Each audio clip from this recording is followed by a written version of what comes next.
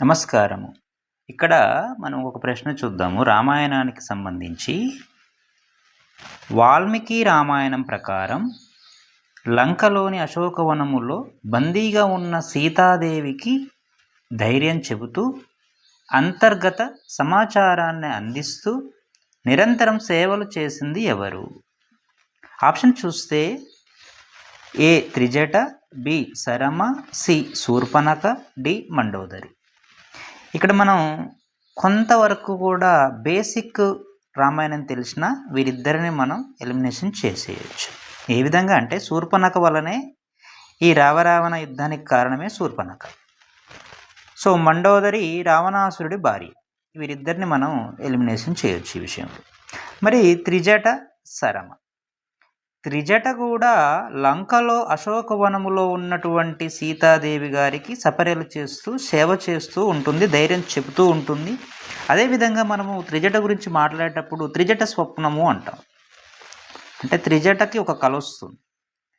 ఏమనంటే రాముడు వస్తున్నాడు, వచ్చి ఈ లంక పైన యుద్ధం చేసి రావణాసురుణ్ణి రాముడు చంపడం జరుగుతుంది. ఆ విధంగా లంక మొత్తం కూడా నాశనం అవ్వడం జరుగుతుంది అని ఆ కలకు అనేది ఎవరు? త్రిజట. ఆ విషయం కూడా సీతాదేవికి చెప్తుంది లంకలో. మరి సరమ ఎవరు? సరమ రాముడికి, ఎవరికి? రాముడికి అండగా నిలిచేది ఎవరు? రావణాసురుడి తమ్ముడైనటువంటి విభీషణుడు.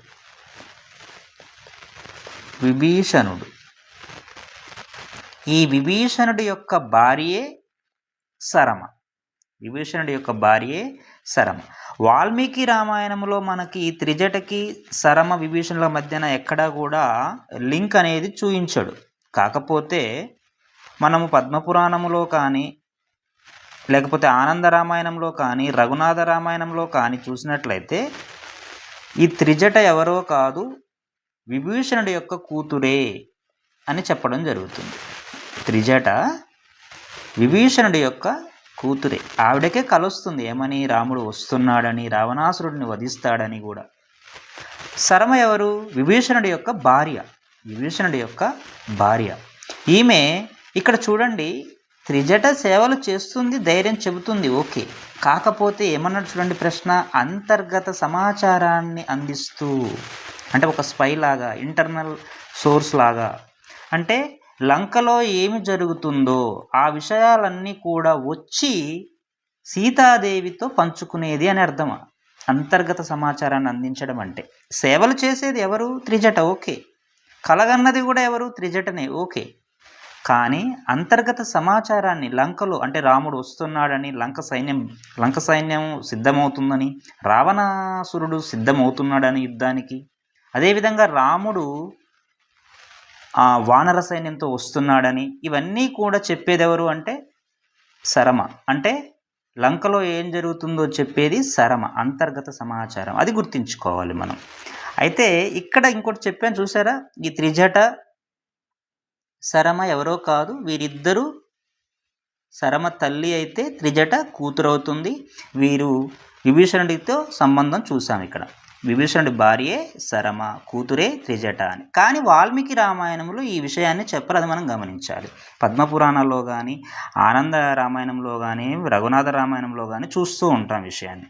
సో మరి ఇక్కడ మనకి సరైన సమాధానం ఏమవుతుందో ఒకసారి చూడండి. చాలా క్లియర్గా